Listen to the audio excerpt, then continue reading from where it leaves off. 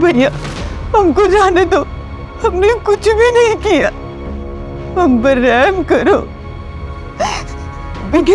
मेरा बेटा अभी हमें बीमारी से बाहर निकला है, हमारा घाव बहुत दर्द कर रहा है, जाने दो हमें।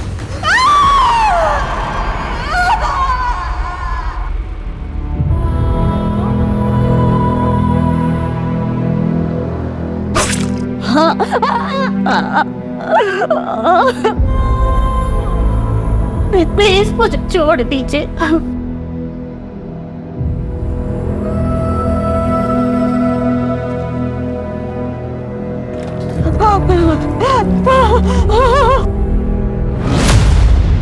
क्या कर रहे हो तुम? मत करो प्लीज, बहुत हो गया। मैं तो कुछ भी नहीं कर रहा, सिर्फ इनको जलाने वाला हूं। ये लोग पहले जलेंगे, फिर टंकी फटेगी और सब तरफ कोहराम मच जाएगा, और उसके जिम्मेदार तुम पुलिस वाले हो। हम पर भरोसा रखो, हम लोग कोशिश कर रहे हैं ना। कोशिश नहीं, मुझे रिजल्ट चाहिए, और वो भी जल्द से जल्द।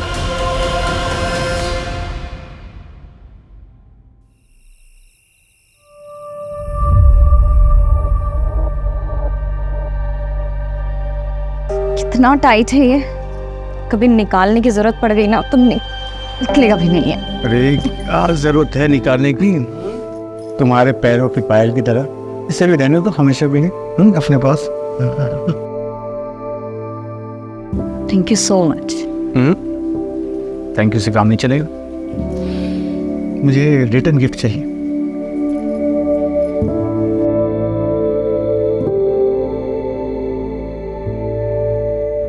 एक मिनट, मैं अभी आया।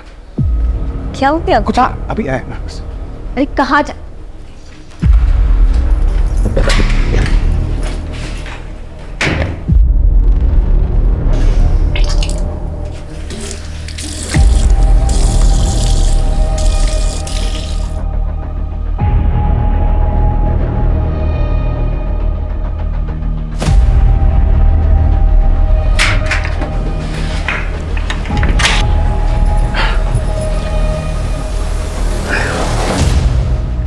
क्या खाते रहते हो आप? ओ मैं वो मौत फ्रेश में। Out fresh.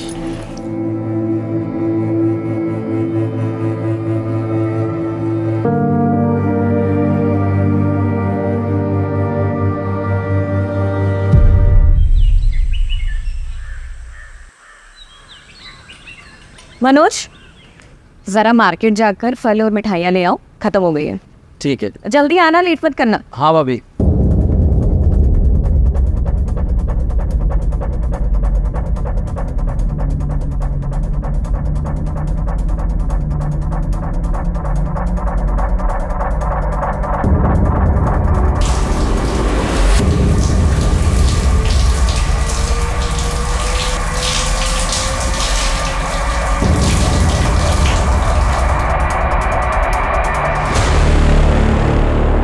क्या गजब का शरीर पाई रे तुम्हारे बाल की। रमाकांत दूध से ना आता है क्या इसको? क्या पता नहलाता भी हो। पकड़ते हैं इस नीतू को, दिखाते हैं वीडियो, करते हैं ब्लैकमेल, मजे लूटते हैं। ट्राई तो कर ही सकते हैं भैया।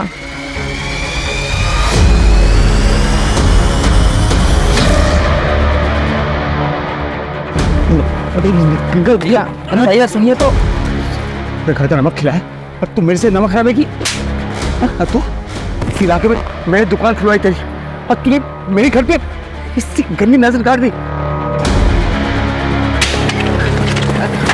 भैया भैया माफ कर देना, बड़े भाई की हो गई, बड़े भाई गलती हो गई, बड़े भाई छोड़िए, जाने दीजिए। इनकी मौत है।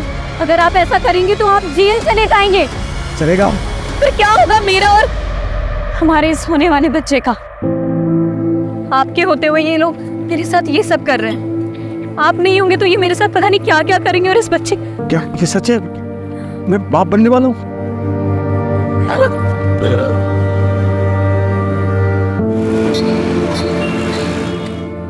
प्रेगनेंसी टेस्ट तो पॉजिटिव है, बट काफी कॉम्प्लिकेशंस हैं।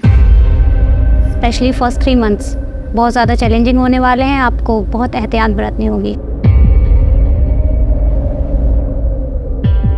ज़्यादा घबराने की कोई ज़रूरत नहीं है। मैं बच्चा होने तक यहीं रुक जाऊंगी। तुम्हारी मदद भी हो जाएगी। नहीं भाभी, उसकी जरूरत नहीं। मेरा मतलब है कि आप यहाँ रहेंगी तो सोनू मोनू और आपके घर को कौन देखेगा? जरूरत नहीं। हाँ वो तो ठीक है। बच्चे की सुरक्षा के लिए मैं हमारे गुरुजी से बात करती हूँ। उनके पास कोई ना कोई तोड़ जरूर होगा। हाँ वो ठीक है। एक मिनट। हेलो। और सोनू मोनू, तुम दोनों का क्या चल रहा है? बस 12वीं की तैयारी चालू है मेरी। मेरी 10वीं की।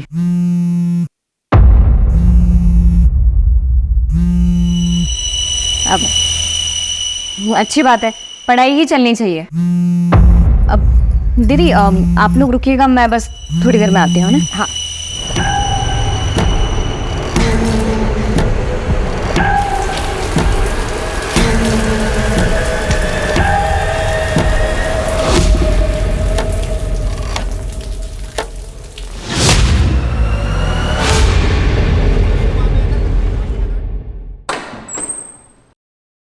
अरे ऐसे बिना बताए कहाँ चले गए थे तुम?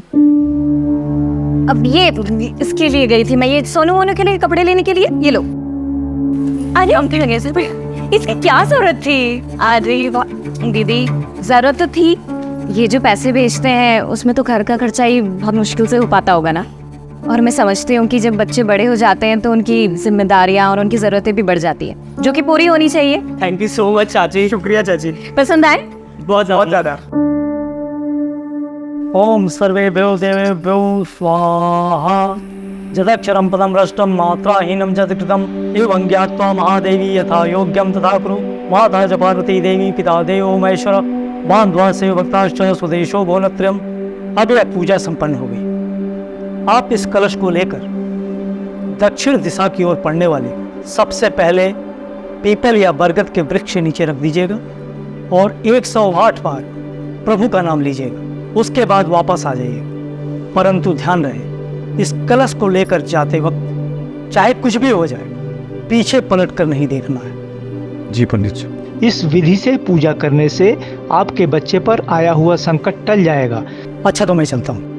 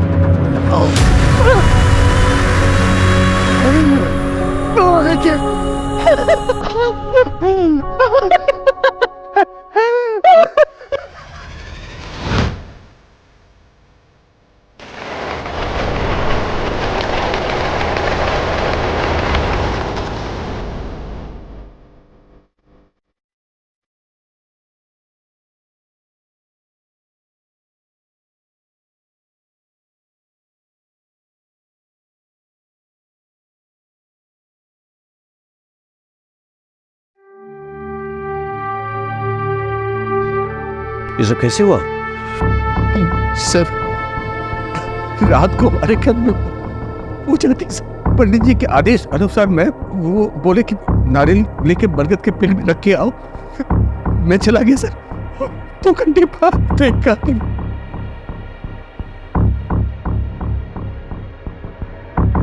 घर की तलाशी ले। चल। सर देख के तो लगता है कातिल ने अपना गुस्सा निकाला है, लेकिन सर एक बात मुझे समझ में नहीं आ रही, इतनी बेरहमी से मारा गया है तो मरते वक्त जाहिर सी बात है ये औरत तड़पी होगी, चिल्लाई होगी। आसपास पड़ोसियों में से किसी ने कुछ नहीं सुना, ऐसे कैसे हो सकता है? पहले इसे मारा गया, फिर हाथ पर काटे गए। लेकिन सर हाथ पैर क्यों काटेंगे फिर? क्या इन्होंने अपने हाथ पैर में कुछ पहन रखा था? मैं देखा था सर, वो उनके हाथ में सोने की कड़े और पैरों में पायल थे। शोम नहीं है, समझे? क्या और कुछ मिसिंग है घर से? नहीं मालूम मुझे। हाँ सर, अंदर लॉकर भी को लॉकर तो तोड़ा गया है, पता नहीं उसके अलावा मुझे कुछ नहीं मालूम सर। सर दरवाजे पर कोई भी फोर्स्ड एंट्री के निशान नहीं है सर।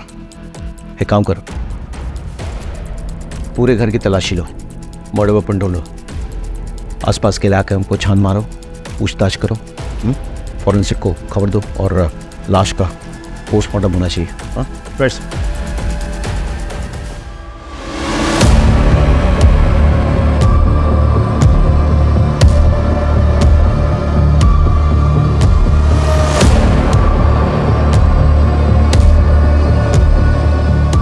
हम खाते हैं क्या?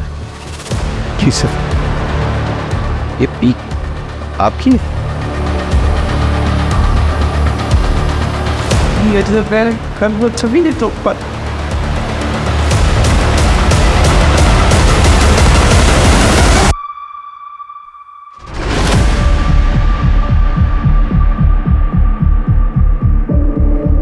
सर ये पक्का रमाकांत का नौकर मनोज और उसका दोस्त सुरेश का काम है सर। दोनों की गंदी नज़र थी साहब नीतू भाभी पर। सर ये जरूर रमाकांत के चचेरे जीजा महेश और उसके दोनों बेटों विशाल और अजय का काम। ऐसा क्यों? सर उन दोनों परिवारों के बीच में गहरी दुश्मनी है जिसकी नींव 2 साल पहले पड़ी। बात सुनिए छोटा भाषण। शांत हो जाओ, अरे शांत हो जाओ। हम कहीं भागे नहीं जा रहे हैं, यहीं पर हैं। सबकी समस्या का समाधान करेंगे। हमारे लिए प्रधानमंत्री जी ने जो मुफ्त का राशन भेजा है वो हमको चाहिए और तुमसे माफी भी। तुम मांगोगे मेरे पापा से माफी? एक खरगोश तू चुप। ये तो टके के पाप से मांगी होगा ना। मजा रुक गया। अरे छोड़ नीचे। अरे माफी मत चाहो। इन चारों में से किसी पे शक है आपको? प्लीज, सभी कर सकते हैं सर। सब हमारी जान के पीछे पड़े थे। लगभग 4 महीने पहले जब मैं और मेरी पत्नी फिल्म देखकर लौट रहे थे तब भी मुझ पे हमला हुआ था।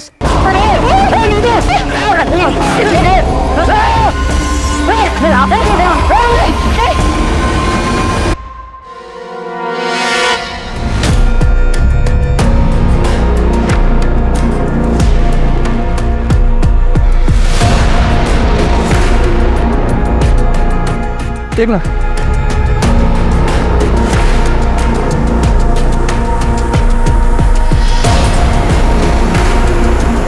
पंकज, फॉरेंसिक टीम को बुलाओ और ये सारा सामान कस्टडी में लो और इन एविडेंस को जांच के लिए भेजो।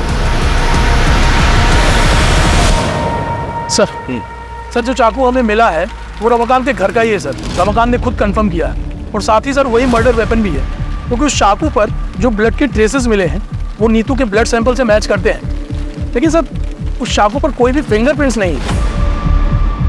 कातिल मर्डर वेपन साथ नहीं लाया, इसका मतलब मर्डर करने के इरादे से नहीं आया था, लेकिन मर्डर करनी पड़ी। और फिंगरप्रिंट्स ना मिलने का एक बड़ा कारण यह हो सकता है कि ग्लव्स या कपड़े का इस्तेमाल किया गया हो गन को पकड़ने के लिए। नीतू का जो हाल किया गया है वो किसी एक आदमी का काम तो नहीं हो सकता है। हाँ सर, मुझे भी ऐसा लग रहा है कि ये 2 आदमी का काम हो सकता है, क्योंकि सर गार्बेज में जो जले हुए कपड़े मिले थे वो 2 आदमी के ही थे। किस तरह के कपड़े? सर जीन्स और शर्ट मिले थे और सर उनको इतनी बुरी तरीके से जलाने की कोशिश की गई थी कि फॉरेंसिक टीम को भी कुछ भी नहीं मिला सर उसमें। इलाके का सीसीटीवी फुटेज चेक किया? हाँ सर, आसपास अच्छे से चेक किया, लेकिन यहाँ दूर दूर तक कहीं सीसीटीवी नहीं है सर। सर नीतू की प्रिलिमिनरी पोस्टमार्टम रिपोर्ट आ गई है। पोस्टमार्टम रिपोर्ट के मुताबिक उसकी मौत रात के 1 से 2 बजे के बीच हुई। उसे पहले बेहोश किया गया, और फिर उसके बाद उसके साथ रेप हुआ। लेकिन सर सीमेंट को कोई ट्रेसेस नहीं मिले। एक और बात सर, रेप के बाद गला दबा के उसे मारा गया है और फिर उसके हाथ पैर काटे गए हैं। चुप। महेश, विशाल, सुरेश, मनोज, इनका कुछ पता चला? सर सुरेश तो यहाँ का है ही नहीं, और महेश की बेटी सोनल ये बता नहीं पा रही है कि इस वक्त बाप और भाई है कहाँ। आपको पता है आपके पिताजी और भाई इस वक्त कहाँ हैं? नहीं सर, मुझे पता नहीं मेरे पापा और भाई कहाँ हैं। सर मनोज की माँ से भी बात हुई। मुझे नहीं पता मनोज कहाँ है, मुझे कुछ बता कर नहीं गया। और इन सबके फोन भी स्विच ऑफ है। राजीव, ये कोइंसिडेंस नहीं हो सकता है। एक काम करो, शहर के तमाम एंट्री एग्जिट पॉइंट्स खोलने का चेक करो, वहाँ के तमाम सीसीटीवी फुटेज कलेक्ट करो। मनोज और सुरेश दोनों रमाकांत के धमकाने के बाद गायब हो गए, तो क्या वो इस कांड को करने के लिए वापस आए थे? ये भी पता चलेगा कि महेश और विशाल क्या ये कांड करके गायब हुए या उससे पहले। चलो महेंद्र, एक टीम बनाओ, आसपास के ज्वेलर से पूछताछ करो, गहनों का फोटोग्राफ दिखाओ। लूट के लिए की गई हत्या का एंगल काफी स्ट्रॉन्ग लग रहा है। चलो।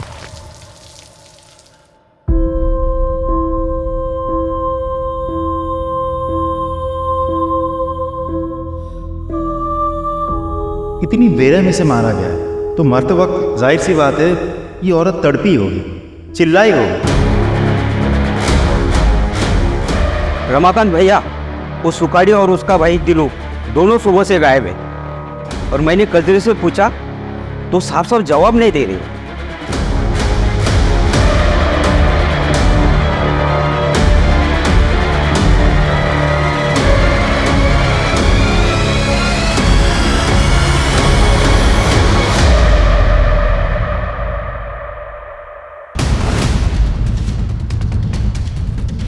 दिनो किधर है? दिनो दिनो दिनो किधर है? इधर बुला अपने पति दिनू को और उसका भाई सुकाड़ी को बुला। मुझे नहीं पता। क्या बोला? मुझे नहीं पता। जा अंदर देख, अंदर देख। देख क्या हो रहा है? क्या कर रहे हो? मेरे घर का सामान क्यों तोड़ रहे हो? सच सच बता दो वरना तुम्हें भी नहीं छोड़ेंगे। किधर है दिनो? मालिक, मैं सच बोल रही हूँ। वो सुबह से ही नहीं है यहाँ पर। सुखाड़ी भैया तो फोन रखते ही नहीं है, और बिकिन के पापा का फोन तो घर पर ही है। मैं सच कह रही हूँ मालिक। अच्छा अच्छा, अभी क्या अभी बुला, वरना सुन। क्या रे, मैं अभी तक कुछ नहीं किया, और मैं करूंगा ना तेरे को पता भी नहीं चलेगा मैं क्या कर सकता हूँ। बुला उसको। आगे चल।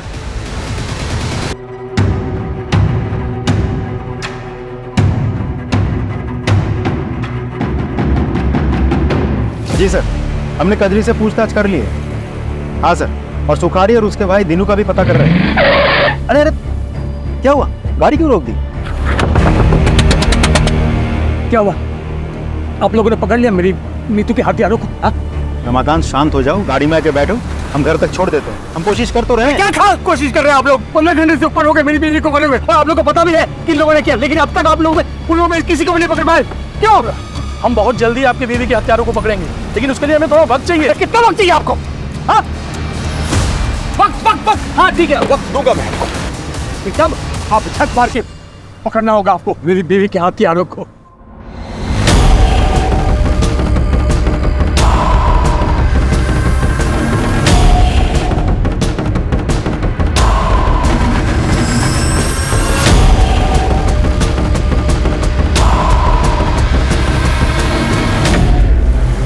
सर आप चिंता मत कीजिए सर, ट्रस्ट मी, कातिल बहुत जल्द पकड़ा जाएगा।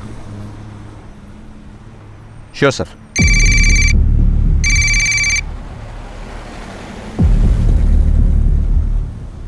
ये क्या है? गाड़ी रुको, गाड़ी रुको, गाड़ी रुको।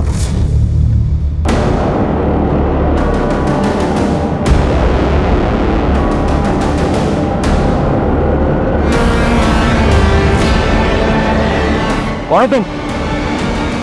क्यों बंधन बना कर रखा है लोगों को?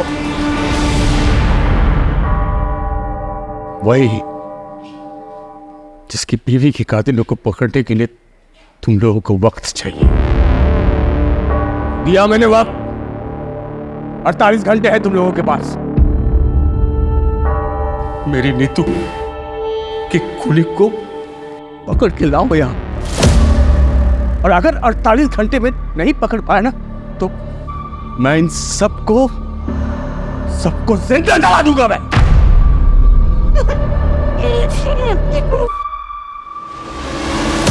मेरे पानी की टंकी जलाने वाले तेल से भर दिया। और इसके अलावा मैंने घर में अलग अलग जगह जलाने वाला तेल रख दिया है। बस एक माचिस की तीली की देर, फिर ऐसा ब्लास्ट होगा और तब कोराम मच जाएगा। कोराम!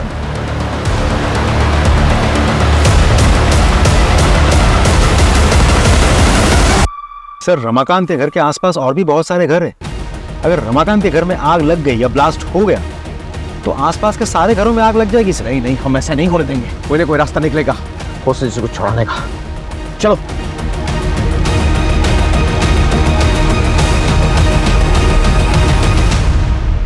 देखो, मेरा तुम लोगों को कोई भी नुकसान पहुंचाने का इरादा नहीं है। अगर तुम लोग अपने अपने परिवार के उन भगोड़ों का पता बता दो जो मेरी बीवी मार के गायब हुए थे, मैं तुम लोग सबको छोड़ दूंगा। लेकिन अगर तुम लोगों ने नहीं बताया फिर तो मैं तुम लोगों को जलाऊंगा तो 48 घंटे के बाद, अभी उससे पहले 1000 मौत मारूंगा। क्या समझी? और मेरा यकीन करो तो मैं ये करके दिखाऊंगा। सर, आसपास के सारे घर खाली करवा दिया, लेकिन रमाकांत के घर घुस नहीं पा रहे। दरवाजे खिड़की सब कुछ बंद रखा है उसने। कोई एंट्री पॉइंट ही नहीं मिल रहा है। छत से कूद के भी नहीं जा पा रहे सर।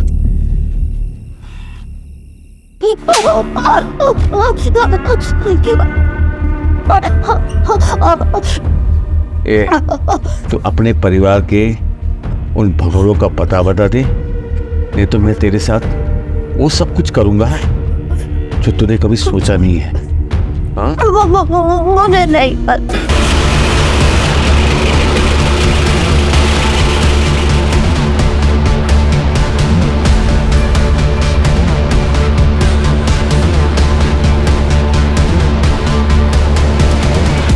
नहीं पता?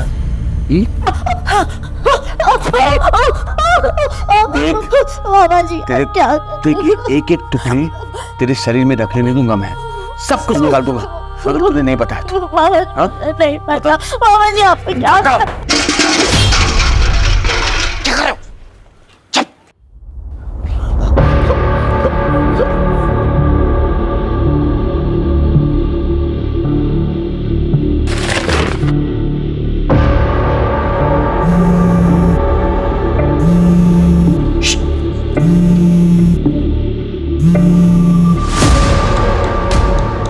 इंस्पेक्टर, तुझे क्या लगता है मुझे पता नहीं है कि तुम लोग मेरे घर के आसपास आ गए हो? हाँ? नहीं, ये झूठ है। हम ऐसा कुछ नहीं कर रहे। ये देख इंस्पेक्टर,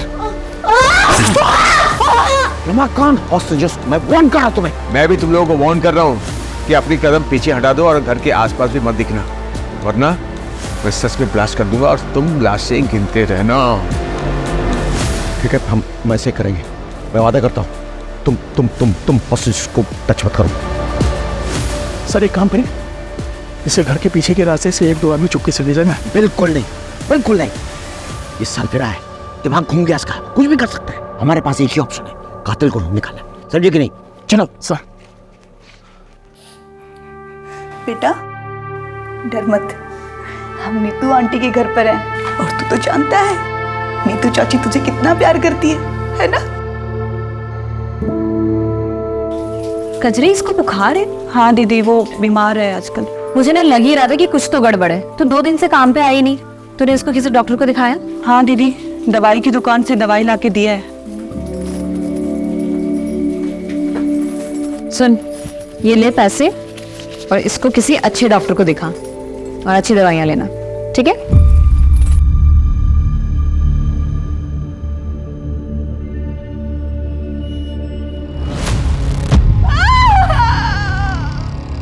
कहाँ है वो दोनों भगोड़े? बता दे, तीनों और भगोड़े कहाँ हैं? मुझे नहीं बता तो बताना अपन, दोनों कहाँ है भगोड़े? मुझे सच में नहीं पता मालिक। बेटा अब मुझे सच में नहीं पता मनोज का है। वो मुझे कभी कुछ नहीं पता।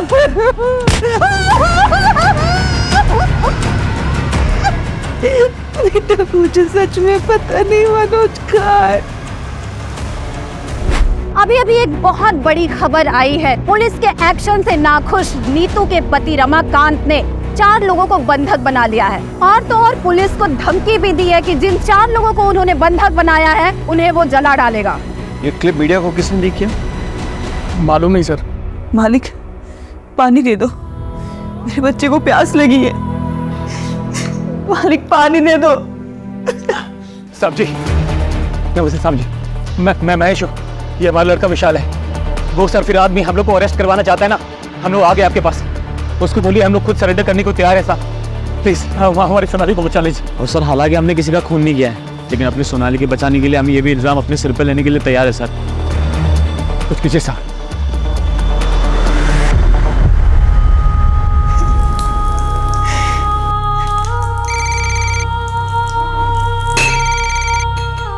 हेलो रमाकांत, ये दोनों हमारे हवाले में हैं। इन दोनों ने कबूल किया है कि उन्होंने नीतू को मारा है और उसके गहने चुराए हैं। अब छोड़ दो सबको। ठीक है, मैं बिल्कुल छोड़ दूंगा, लेकिन पहले इन दोनों से मुझे माफी मंगवानी है। पूरी जिंदगी ये महेश और उसके बच्चे मेरे और मेरे परिवार के खिलाफ साजिश रचते आए हैं। हम तुमसे हाथ जोड़ के माफी मांगते हैं, प्लीज हमारी सोनाली को छोड़ दो प्लीज। इतनी आसानी से नहीं, पहले जमीन पर थूक फेंको, उसको चाटो, दोनों के दोनों। चलो चाटो।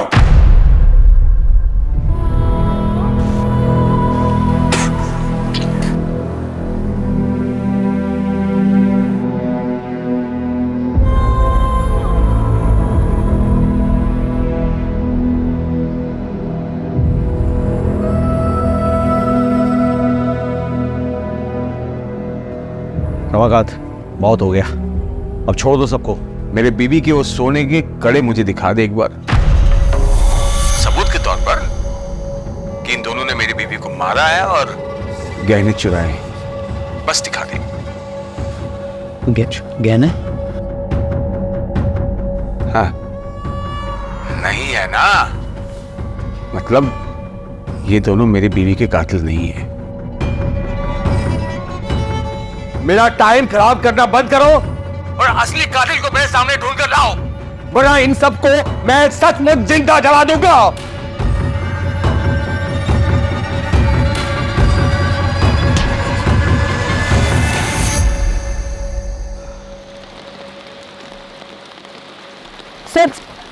सर मुझे आपको एक बात बतानी है। कौन हो तुम? मैं समीर हूँ सर। बोलो। नीतू आंटी को मारने में महेश और विशाल शर्मा का ही हाथ है। ए, तुम इतने दावे के साथ ये बात कैसे कह सकते हो? सर मैं सोनाली का बॉयफ्रेंड हूँ। हम दोनों एक दूसरे से प्यार करते हैं और बाद में शादी भी करने वाले थे, लेकिन नीतू आंटी ने हमें समझाया।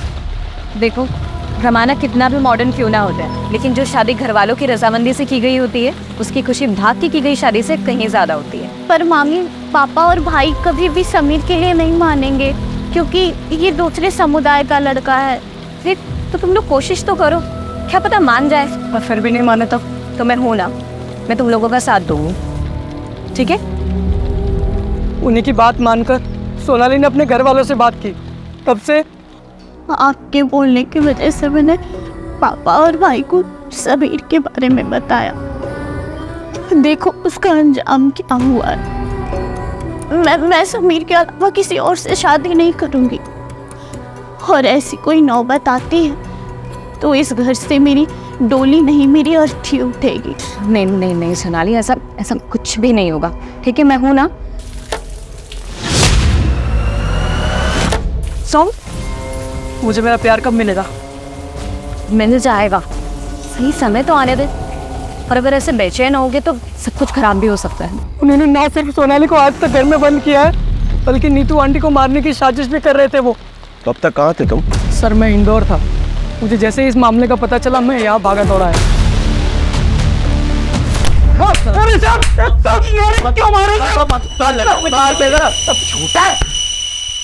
बाहर निकल के शराबत का ढोंग कर रहे हो, अरे आपको बनाते हो। सर हम दो भी इस सच में अपनी सोनाली को बताया तेरे सोनाली के किस्से, बताया समीर ने, इसीलिए मारा ना नीतू को। क्योंकि वो सोनाली और समीर को मिलवाना चाहती थी। बोल सिर्फ मारा नहीं तुमने, तुमने तो बलात्कार किया, बलात्कार किया तुमने। और महेश तू तो फंसा, तेरे पीक के दाग वो खून की जगह पे मिले हैं, अब तू तो फंसा। सच बोल, सच बोल। सब हमारी बात तो सुनी सब। अरे ऐसा हमने कुछ भी नहीं किया है। देखिए हम ये सच है कि हम नाराज थे सोनाली से, क्योंकि वो दूसरे समुदाय के लड़के से प्यार करती थी, भागना चाहती थी उसके साथ। ऊपर से उन्हीं तो उसकी मदद कर रही थे। उसका तोड़ बस यही निकाला हमने कि उसको किसी तरह से दूसरे लड़के से शादी करा के कहीं दूसरे शहर भेज देंगे, और इसीलिए हम लड़का देखने जा रहे थे साहब रिश्तेदार के। ऐसे नहीं मारेंगे, कुटाई करो उनकी और डीएनए सैंपल निकालो दोनों का।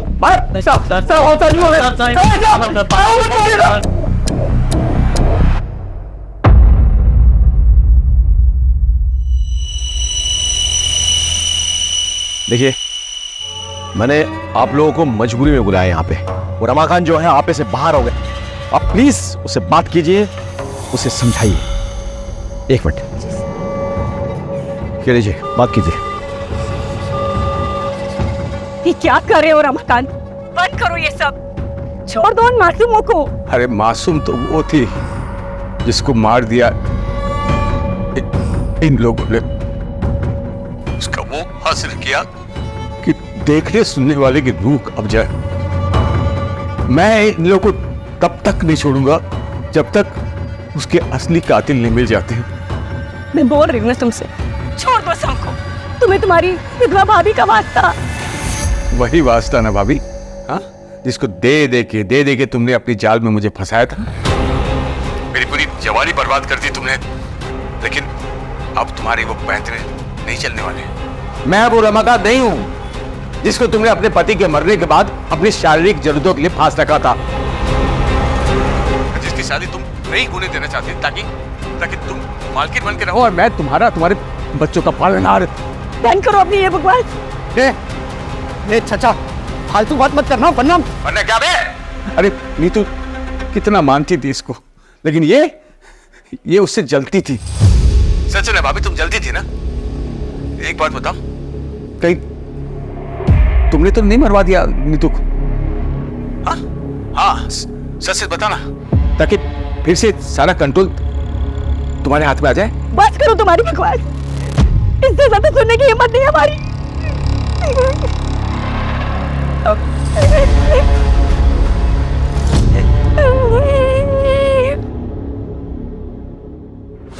मुझे तो रमाकांत की बात सुन के अब इन पे भी शक हो रहा है।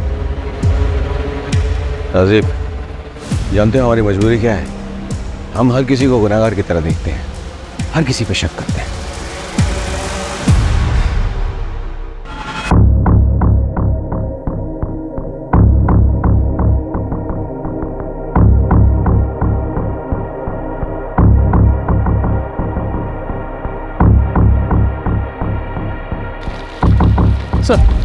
सर ये आधार कार्ड मिला है, लेकिन सर इस पर नाम और एड्रेस दोनों जल चुके हैं। अरे तो नंबर तो है ना, नंबर से डिटेल्स पता करो।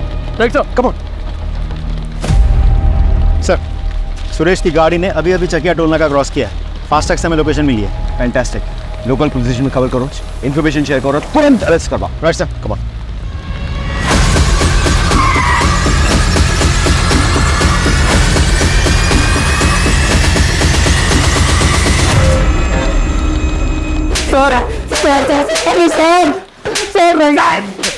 सर बता, क्यों मारा नीतू को? सर हमने नहीं मारा है सर हम लोग यहाँ पर थे ही नहीं, तो मारेंगे कैसे? वो तो तुम्हारी साजिश थी, प्लान था। यहाँ से गायब हो जाओ, फिर वापस आके कत्ल करो, और किसी को विश्वास ही नहीं हो गए तुम लोग यहाँ पे। और इसी वजह से एक बार फोन टूट जाने के बाद दोबारा तुम लोगों ने फोन नहीं खरीदा था। सर ये सब कहानियां बना रहे हो आप लोग। कहानियां तो तुम बना रहे हो। और तुम्हारी माँ की हालत क्या है देखो। सर क्या हुआ मेरी माँ को? क्या हुआ मेरी माँ को? अब बताओगे सच? आपको ऐसा क्यों लगता है कि हमें नीतू को मार सकते हैं? वो रमाकांत भी तो मार सकते हैं उसको। आवा सर, वो क्यों मारेगा भाई? सर वो नीतू प्रेग्नेंट थी, और जबकि उसको मर्दाना ताकत की कमी थी रमाकांत को, फिर वो प्रेग्नेंट कैसे हुई? एक मिनट, तुम्हें कैसे पता रमाकांत के बारे में ये सब? सर मैं ताकत की दवाई देता था हर हफ्ते उसको। बताइए सर, उसकी बेबी प्रेग्नेंट हुई तो सरफिरे का दिमाग एकदम क्या हो गया होगा। कुछ भी कर सकते सर वो।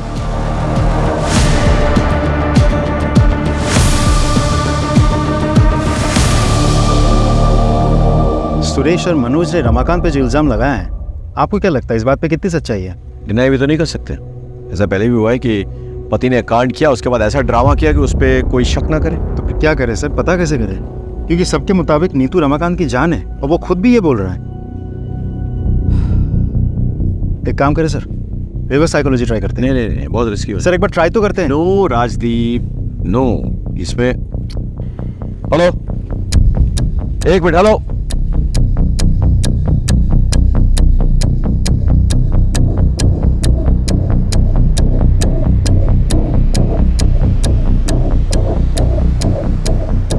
रमाकांत, बहुत खेल खेल लिया तुमने हम सबके साथ।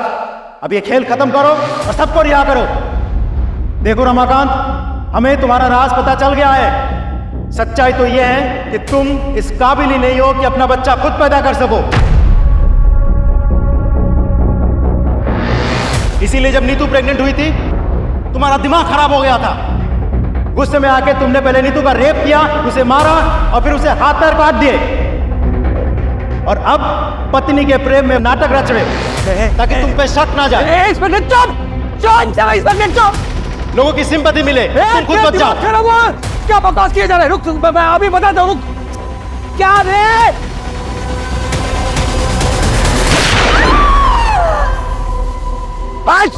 रमाकांत, सरेंडर कर दो अभी। क्या कर रहे हो तुम? भागो रमाकांत। कान में सुनाई दी आवाज, किसी को कुछ मत करो प्लीज, हमसे गलती हो गई। बोलो। देख नहीं रमाकांत, ऐसा कुछ मत करो रमाकांत। अभी बात प्लीज, ये गोली खोपड़ी में जाएगी। अब ऐसा कुछ नहीं होगा। मुझे क्या बोल रहा था रे? कचरी को बाहर आने दो, या फिर हम में से कोई अंदर जाए उसके मेडिकल ट्रीटमेंट के लिए। नहीं, यहाँ न कोई आएगा न यहाँ से कोई जाएगा। अरे वो उन बह के मर जाएगी वो। तो बचाओ ना इसको बचाओ, बस बाकी सबको बचाओ। लेकिन इससे पहले असली कातिल को ढूंढो जिसने मेरी नीतू का कत्ल किया है। ढूंढो। मार क्या था तुमको? ये बेवकूफी करने की क्या जरूरत थी? I'm sorry सर, और कोई ऑप्शन नहीं था।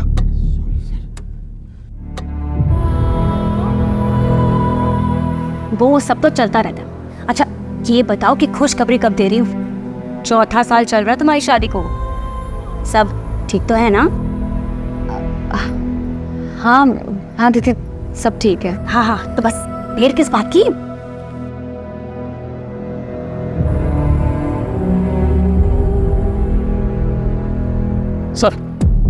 सर जो जला हुआ आधार कार्ड हमें मिला था वो दीनू का है और उस पर एड्रेस झबुआ गांव का प्रिंटेड है।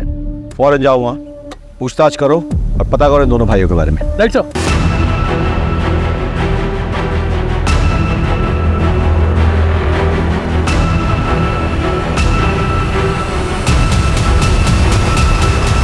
अरे सर कुछ नहीं किया हमने, सर छोड़ दो।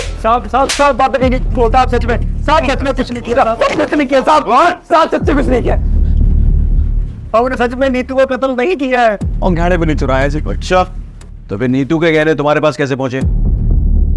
ये मैंने चुराया नहीं है सर से, वो नीतू ने खुद ही दे दिए थे सर। भैया इसे बेच के अपनी गांव की जमीन छुड़ा लो और ये चोरी चकारी बाकी जितने भी गलत काम है ये सब छोड़ दो।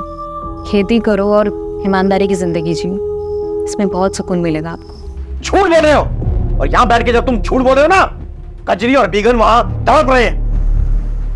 तड़प रहे हैं सब। मतलब ये कि रमाकांत बौखला गया है अपनी बीवी की मौत से। जब तक कातिल का पता नहीं चल जाता वो ऐसे ही करता रहेगा। गजरी के पैर को तो गोली मार दी उसने। एक काम कीजिए साहब, ये गुनाह हम दोनों अपने सर पर लेने के लिए ना मंजूर है सर। अब रमाकांत को फोन कीजिए साहब प्लीज।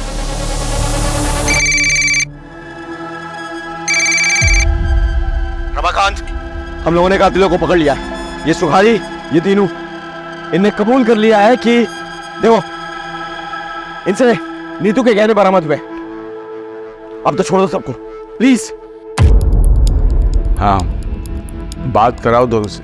मालिक गुनाह हो गया हमसे, हमें माफ कर दो। हम अपने आप को पुलिस वालों के हवाले कर रहे हैं। अब हमारी बीवी और बच्चों को छोड़ दीजिए। तुम लोगों ने जोग की तरह खून पिया है नीतू का, इसलिए तुम लोगों को माफी नहीं, सजा मिलेगी। अगर तुम लोग चाहते होगे इन सबको रिहा कर दूं मैं, तो सबसे पहले तुम लोग अपने अपने कपड़े उतारो और एक दूसरे को 5-5 कोड़े मारो। जल्दी चलो।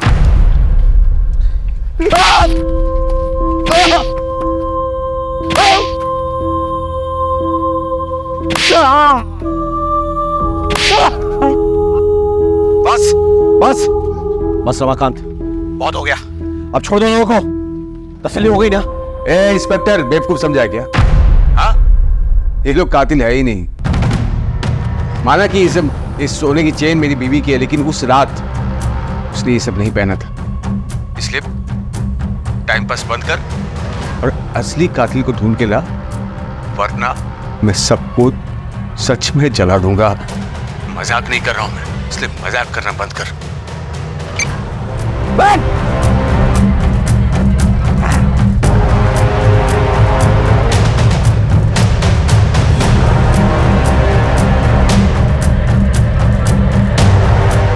रजीब सर, इन दोनों का भी डीएनए चेक करवाओ। ये सभी लोग हमारे संदेह के घेरे में हैं, लेकिन किसी के खिलाफ कोई ठोस सबूत नहीं मिल रहा है। अब शुरुआत से शुरू करनी होगी।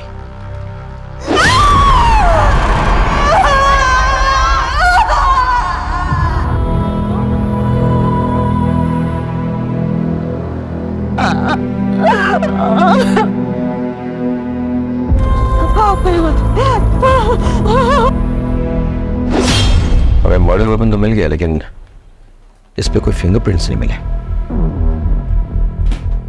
जो कपड़े जलाए जा रहे थे वो जीन्स थे, और उनसे हमें यह सुराग मिलता है कि एक नहीं 2 लोग इन्वॉल्व थे, लेकिन जीन्स जले हुए थे, और इसलिए फॉरेंसिक कोई निष्कर्ष नहीं निकाल पाई। जीन्स के ये जो बटन है ना, इससे लगता है कि काफी महंगे ब्रांड के जीन्स थे। अब इतने महंगे ब्रांड के जीन्स यहाँ कौन पहनता होगा? सर, आसपास के मार्केट में पता करो कि ऐसे ब्रांडेड जीन्स कौन रखता है। शायद वहां से कोई क्लू मिल जाए। अब लेट्स गो।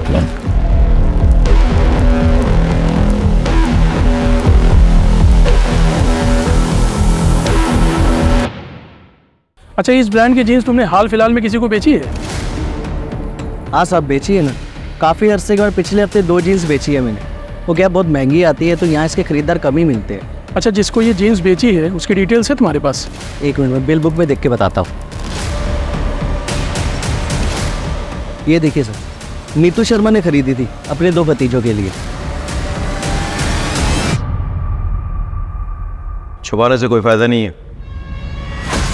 नीतू के गहने तुम्हारे घर से बरामद हुए हैं।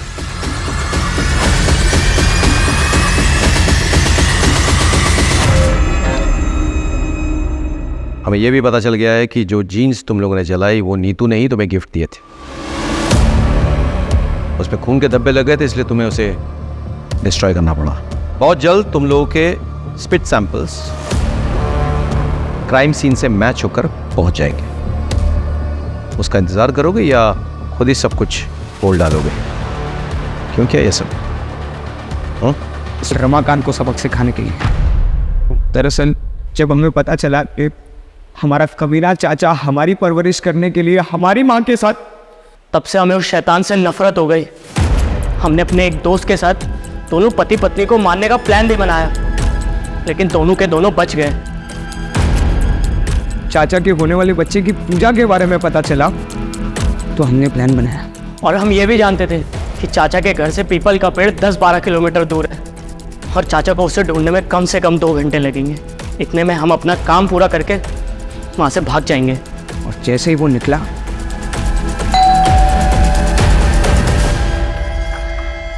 अरे तुम दोनों, चलो अब आ गए तो मेरी मदद ही कर दो।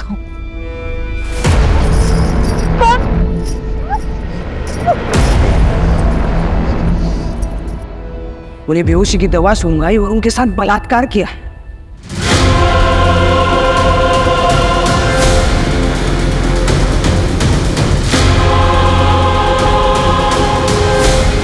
और उनकी हत्या कर दी। फिर गहने निकाले, लेकिन उनके हाथ और पैर के खड़ों का वजन बहुत ज़्यादा था, तो हमने उसे काटा और फिर निकाले। इस दौरान चाची का बहुत सारा खून हमारी जीन्स पर लग गया, तो हम दोनों बहुत डर गए। इसलिए हम दोनों ने वो जीन्स जलाकर वहाँ डस्टबिन में फेंक कर वहाँ से भाग गए। अपनी माँ समान चाची का बलात्कार किया तुम लोगों ने। इतनी घृणित मानसिकता तुम्हारे अंदर घर कर गई।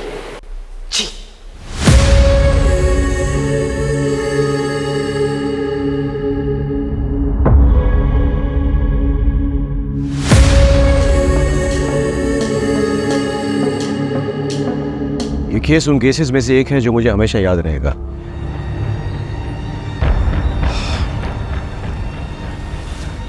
रमाकांत का अपनी पत्नी से प्रेम करना, उसकी हत्या के बाद हम पर दबाव डालना जायज था, लेकिन दबाव डालने के लिए उसने जो कोहराम मचाया, 4 मासूम जिंदगी को इतना टॉर्चर किया, उसने अपनी जिंदगी दांव पे लगा दी। क्या ये जायज था? नहीं। काश उसने हम पर भरोसा किया होता तो आज उसकी जगह जेल में ना होती।